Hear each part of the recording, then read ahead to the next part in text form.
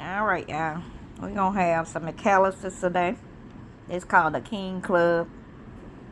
Got turkey, ham, Swiss cheese, sharp cheddar cheese, honey mustard, tomatoes.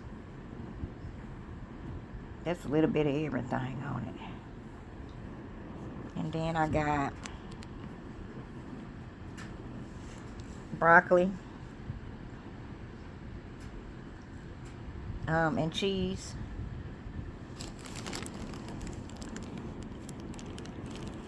I had this before. It's been so long ago though.